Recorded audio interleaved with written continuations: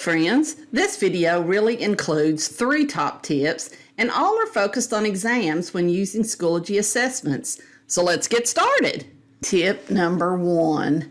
When setting up the Schoology assessment, don't check the box.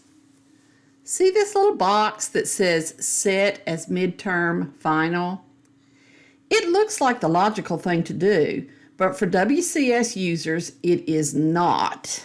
Checking that box will create a new term in grade setup, which will wreak havoc on Schoology grading percentages. Remember that Skyward is our official gradebook, and a column for exams already exists, where teachers manually transfer grades from Schoology to the Skyward gradebook exam column to ensure the proper weighted score. So do not check that box. Tip number 2. Enable access and submissions only during the actual exam time. And only allow students who are physically present in the classroom during the exam to have access. There are several ways to do that, but let's take a look at one.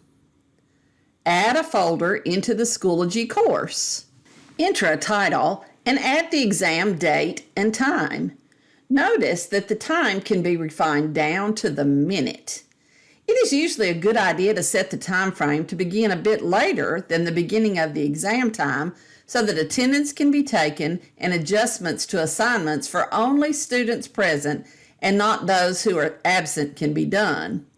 Then also notice that we can add an end date. And it can also be refined down to the minute. Now, using the drop-down beside availability, we can select Published During Date Range, and we're ready to select Create. Once the folder is created, we can create or copy from our Sandbox course or our resources to add the exam into the folder. Remember that the default for submissions of an assessment is disabled, so we need to edit the assessment using the Settings gear. Enable submissions for the assessment and select Save Changes.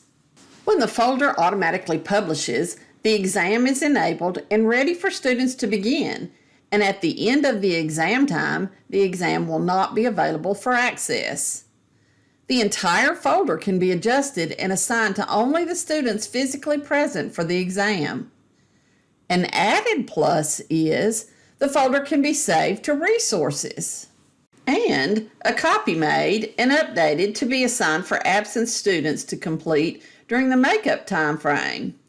Or a copy could be made, updated, and assigned for students who need accommodations such as extended time. The original exam folder and the modified exam could be set to publish at the same time, but the folder for students with accommodations or extended time could be adjusted to suit those needs. Upon completion of exams, all scores must be manually entered in the exam column that is already created in the official gradebook in Skyward. Speaking of scores, that brings me to tip number 3. During exam time, we have to be patient.